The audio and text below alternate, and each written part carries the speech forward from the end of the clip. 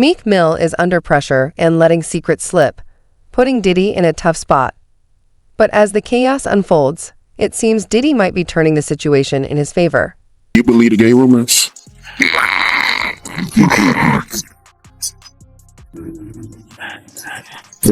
If a bear in the woods, does it make a smell?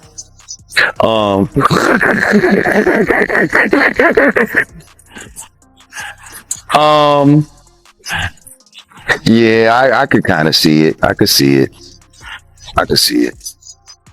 And it's like before the internet and all that shit existed. You see what I'm saying?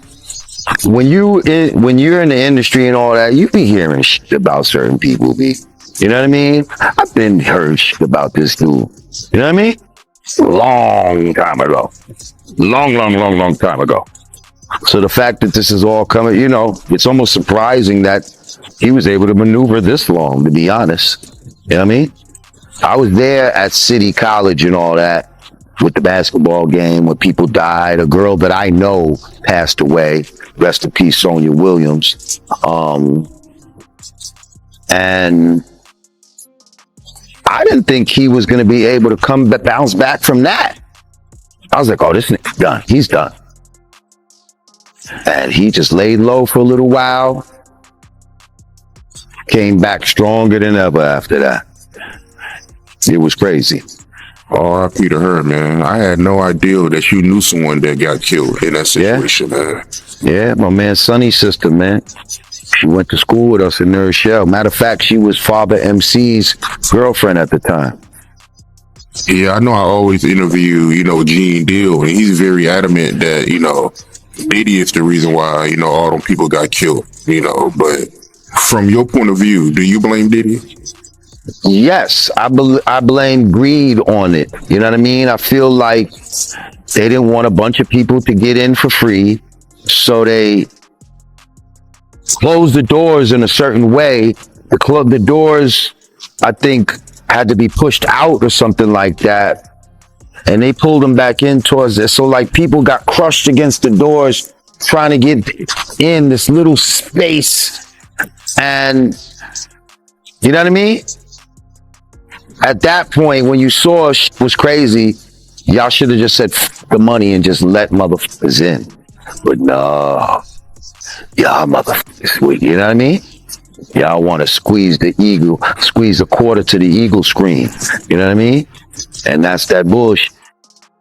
You personally, do you think Diddy can bounce back from what he's going through right now? I mean, I feel like in the black community, it's probably a wrap, just for the simple fact that motherfuckers are saying no Diddy. Like, the fact that you are like a tagline, like people have replaced pause and no homo and all that with no Diddy. I really don't see how you can come back from that in the black community. Now, in the white community, he might come back from. You see what I'm saying? Like, you know, they still love, you know, Roman Polanski and all the who's the dude that was like the pedophile? He was a movie director. I think it's Roman Polanski, if I'm not mistaken.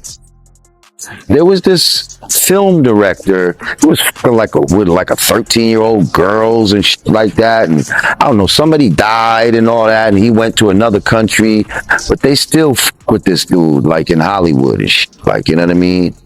And he's a fucking exile murderer type of dude, like, you know what I mean? And they still, I think they honored him at something, you know what I mean?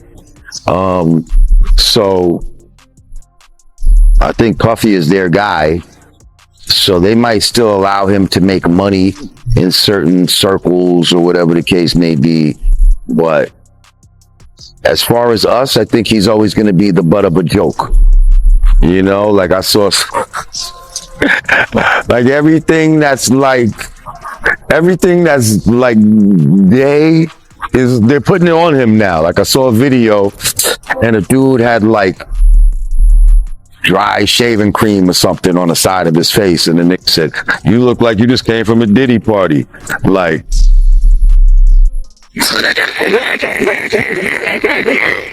Like, how do you bounce back off of that? Like, I don't think you can. Like, you know what I mean?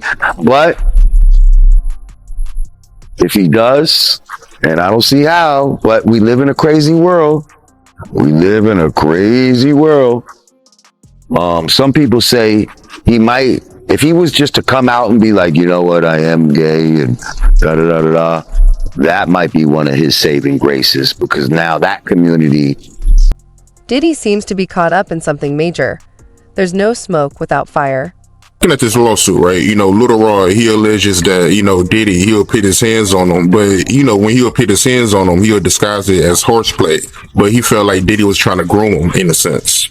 Well, with the horseplay situation, I used to see him do that with certain women. You understand? When he was mad, upset, or he was too old for this, but he would do that play fighting shit. You understand? So I can imagine him play fighting with Lil Rod, because a lot of people could say what they want to say about Diddy. He got a knuckle game. He will fight you. You know what I'm saying? You his size, you understand what I'm saying, like that? Around your size, like that, he would fight you. He had a knuckle game. He wasn't that dude that, like, people try to say he was some old scared ass nigga. Nah, he would fight you. You understand? So I could see with a person like Lil Rod, he probably was roughing him up, grabbing him, groping him, you know what I'm saying?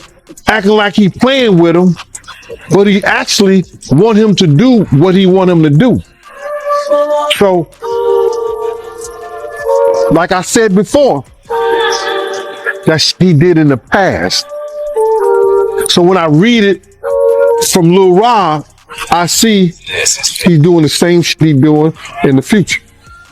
So he was doing this with females too back then when you was around. Right.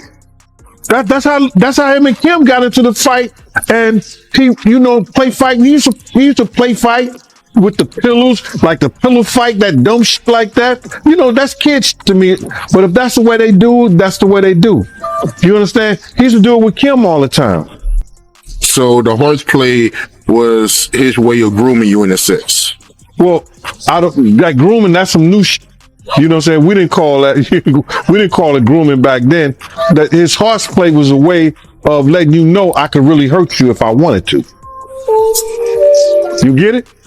I could really hurt you. And that's what that kid probably felt. Yo, why he doing me like that? Oh, he just playing with you. No, he was letting you know, if I turn this up, I could really hurt you. And that was his way of trying to get you to be submissive to him. Right. He's letting you know. He's putting in your mind. Listen here, bro. This is Phase Music. He's trying to put in his mind, we're playing now, but if I really want to turn this stuff on you, it's on. You ain't got no wins.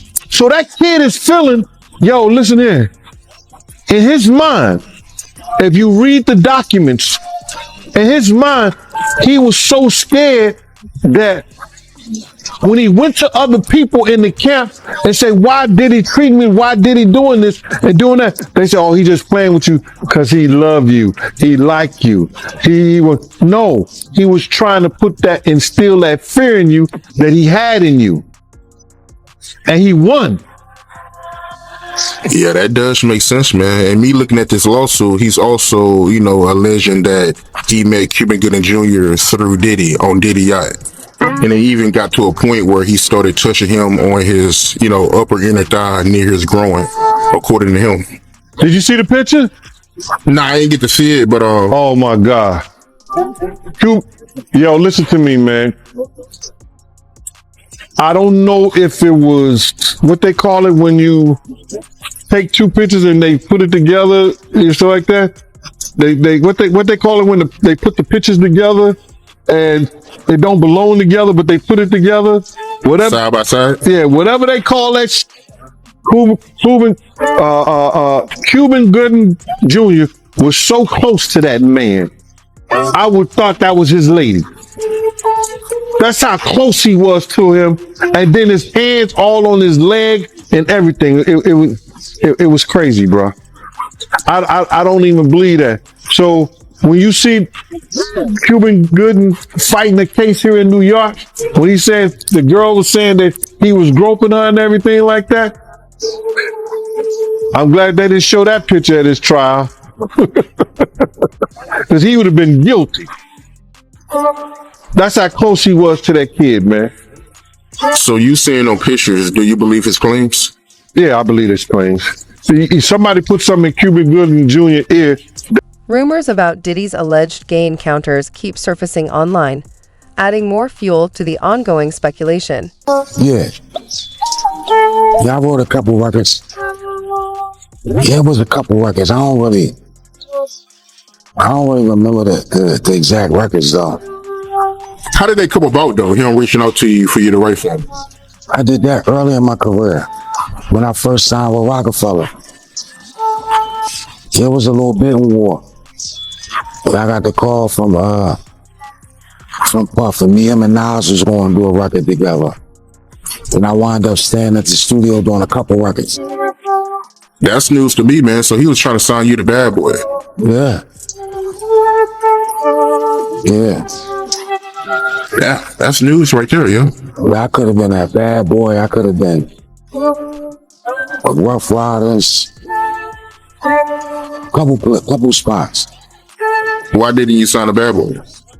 I was already committed to Rockefeller. I ain't signed no contract yet, but it was already done. When you look back in hindsight, do you regret it? Being signed to Rockefeller? Yeah. Hell no. No, I don't regret that at all. So when you look back at your career, knowing that you could have been at Bad Boy or Rough Riders, you could go back, you would still say. You listen to that question you just asked me. Bad Boy or Rough Riders? Maybe Rough Riders. But right now, in hindsight, looking at things, nah. Nah. Nah. I feel you, man. I feel you. But I gotta ask you, man. I gotta ask you this. How you feel about the situation Diddy going through right now? It's wild. You know, y'all got that game pause. They stopped saying pause and now it's no Diddy. That's a bad joint. That's bad. Man, no Diddy. Have you ever been to his parties? Not one. Not one. Not one. Ever. Yo, have you heard about him though? Yeah. You hear about them parties? Nah. Meek Mill shared details about the raid, claiming Diddy allegedly left his kids behind with specific instructions. According to Meek, Diddy wanted his children to see the raid as a way to toughen them up. However, many believe the true reason Diddy left them behind was to avoid drawing too much attention. Taking his kids would have been too noticeable. Drawn too much attention. This news with Homeland Security about how they removed a whole lot of electronics from Diddy house. You heard about that? Bruh, they rich. They're gonna have a lot of electronics. They're gonna have a lot of laptops. They're gonna have a lot of computer stuff around there. A lot of times, people gotta be smart. You cannot hide anything on no laptop. So if they was that dumb to put any videos or anything on any of those type of electronics, you understand? It's going to come to the forefront.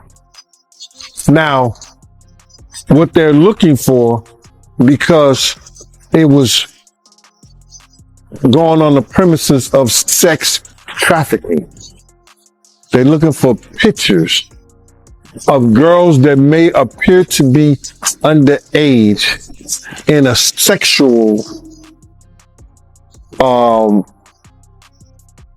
context. Like they in a sexual act. That's what they're looking for. So now they're going to go through all those devices. If somebody got any kind of weird fetishes that they got little kids or little girls or something like that in any kind of pictures or any kind of photos that they took out of there, then unless that individual was in the picture, who do you charge? Because the houses wasn't in his name. They was in companies' names that they could say all people had all kinds of access to them. Unless somebody testify that that's Diddy's room, nobody goes in that room but him. You understand what I'm saying? That's when they get the help to come in, the maid to come in. You understand? Or the people who work there, yo, where's Mr. Combs' room? Oh, that's Mr. Combs' room. You understand what I'm saying? That's Mr. Combs' room. He only want anybody allowed in that room. Yo, not unless Mr. Combs is there. They get those people to testify. But when they got a big ass mansion like that belongs to studios or Bad Boy Films and his daughter and stuff like that, they charge the person who the house is in their name. Would he be the type of person to let his daughters know take those type of crimes? We'll see. Yeah, that would be messed up if he let his kids take the charges. But they also reporting that, Homeland Security, when they raided Diddy, they was looking for the footage that Diddy was using to blackmail celebrities. How do you feel about that? Well, you got to look at this. They looking for anything. It's not just Lil Rob lawsuit, the blackmail stuff. Like, they can't do that. They said that it was they went in there on the premises that it was for sex trafficking and underage minors in there. So now, if everything is being taped and he's taping people doing this and they find it in their house, they got to bring the tapes back to him. They got to make sure that This is Phase Music. he's the one walking around with the video camera. If he's, you understand what I'm saying? They got to prove that. And then they got to have people to come in and say that he did that. They saw him with the video camera, like Lil Rob said. He used to tape him on the phone and all that stuff like that. Maybe he had burnouts or something like that. We don't know. But when they do that raid, they ain't just looking for pictures. Whatever they find drugs, goes to the DEA case. If they went down in the wine cellar and they found cases of Surtok with cocaine in it, coca in it, they're gonna get that to the DEA. They found a lot of guns and stuff like that.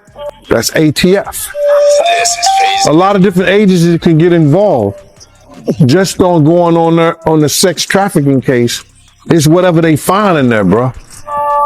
They're not just gonna limit themselves to that one thing once they got the search warrant to go in.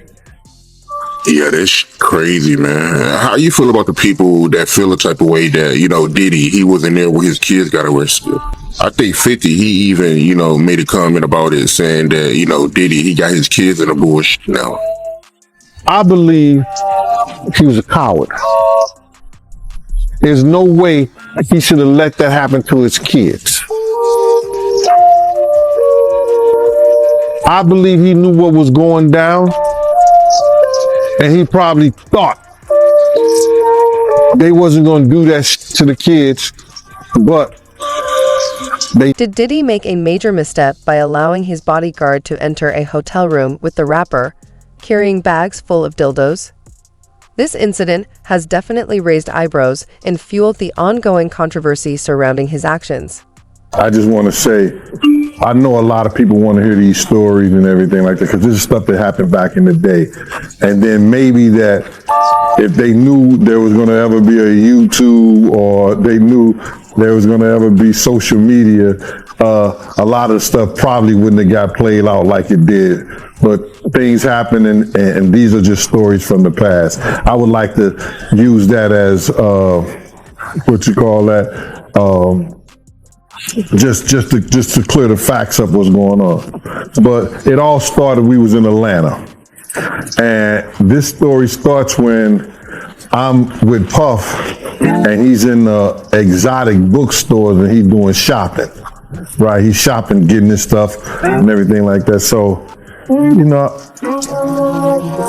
this is the first time I was ever in an exotic bookstore with Puff. So, you know, I'm giving him his space. He's taking things off the shelves and stuff like that, because they gave him a brown paper bag. When they gave him a brown paper bag, he was just putting stuff in there. So I said, damn, you know, he got to go put it on the counter and, you know, show everybody what he's getting. So as he's going, I'm just looking at the places where he's picking stuff from. So there's one part he picked up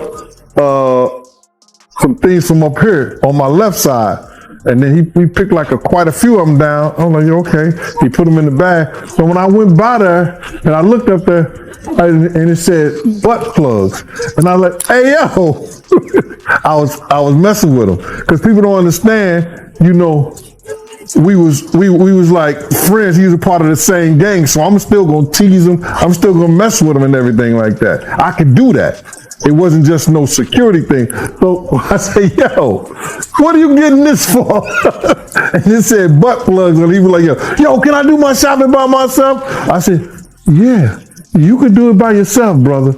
And he started walking and everything like that. So when he got I just waited at the counter. So when he got to the counter, he didn't even have to show the guy nothing. He just gave the guy a wad of money. I mean, like, he gave the guy a stack, something like this. And Puff wasn't the dude to carry no 20s and no 50s and nothing like that. And I mean, like, he just said, boom. And we walked out the store. So we had to leave Atlanta and go to North Carolina for a show. You understand? And it was him, this rapper, Sarah, and this other girl. We all got on a G5 jet, and we flew to G4 jet, and we flew to North Carolina. So later on that, I think that afternoon, same day, this rapper and him, they all in the room together. You know, it's Sarah, the girl, Puff, and this dude, this rapper. So I'm hearing at the door and stuff like that, like, yeah. So then next thing you know, somebody rang the doorbell. We had the presidential suite where we was at. So I opened the door, and the dude said, yo, I'm here for my cousin. I said, who your cousin? And he said, Ja Rule. I said, well, he busy right now. He said, he busy doing what? I said, he with Puff, they're in the room, they busy, they don't want to be bothered. He said, well, I'm going in there. I said, bro, you ain't going in there, because he told me they don't want nobody to be bothering them. He was like, yo, I don't care, man, I'm going in there. That bullshit like that. I said, yo, bro, Jesus Christ had to come down here and take the air out of my body before you get in that room right there. Watch. He tried to bum rush me. I grabbed him and threw him against the piano. When I threw him into the piano, Puff and Ja Rule runs out the room. Puff got his towel, Ja grabbing his towel, but they butt the naked. And so then Ja was like, yo, what's going on? Yo, G, that's my cousin. He know me well, you know, and Puff was like, yo, G, what happened? I said, he tried to get in the room. I told him he couldn't get in the room. And he was like, he just looked, Puff looked at Ja. He said, yo, Ja said, you ain't want to go in that room because there's a lot of freaking going on. So I was like, oh, he said it was a lot of freaky going on. So that was basically that story, man. You know what I'm saying? They went back in the room. Dude felt a certain kind of way, and he left out. So I seen them at the concert the next day, and they tried to, form up against me. But my man Frank was like, I told my man Frank, I was like, yo, Frank, put yourself in that position. Somebody trying to get in the room, and Jai told you don't let nobody get in the room. What would you do? Now y'all can do whatever y'all want to do, man. But I ain't taking no losses. He said, yo, you good, and that was it. Bro, when Jai said, you don't want to come up in there, a lot of freaky stuff is. Diddy has built a reputation for being completely ruthless, both in his business dealings and personal interactions. His unapologetic attitude has left many questioning his true character. House getting raided. If you can, right? Because he got the show with Cam, and a lot of people, they don't know about the history between Mace and Diddy. Let the people know how Diddy did him dirty, if you don't mind. From what I know, I think that Diddy wasn't teaching Mace the business. You understand? He was using Mace as other artists to write rhymes on other people, write songs on other people's albums, on his album, and taking their talents and stealing their publishing on different albums and different records. Prime example, Mace wrote that Bad Boy joint. I ain't even see him at the premiere, because I believe Diddy owned most of the publishing on that, which ended up being a big record, therefore went over to movies. I think Mace was upset the fact that when he learned the business, he saw how Diddy had robbed him. He had took the glory for the albums, the music, and all the records that he had did. And he got pennies for it. You understand? 8,000 here, 10,000 there. You understand? When the record go platinum, Diddy's getting 200,000-300,000 and only gave him pennies for writing a song, getting points on publishing that he didn't even deserve. So Mace learning the business and knowing the business, it led him to be upset. Diddy was teaching him wrong. Like, Diddy was teaching him not to even speak to people, brother. You understand what I'm saying? Mace used to come up in there, yo, what's up? How you doing? He had that Harlem smile. You know what I mean? Like, he happy, he's shining. Because, he had a lot of jewels that the other artists didn't have. He used to come up in the studios. He used to come places fly. Diddy tell him, yo, you ain't gonna never be famous because you always speaking to people. Let them speak to you. I seen Mace stop speaking to people. When I told him, man, don't listen to that nigga with that old dumb shit. Be you. But he found out after Big died and Puff left his ass out in California, he knew only Puff was for self. So Mace and them didn't have what these kids have now with the internet, with the YouTubes, to learn the business themselves or listen to somebody teaching them business and stuff to watch out for. It was word to mouth or somebody sitting you down or you hiring a lawyer back then to teach. It's not just Meek Mill. Asher is also under scrutiny due to similar gay rumors, intensifying the controversy surrounding both figures.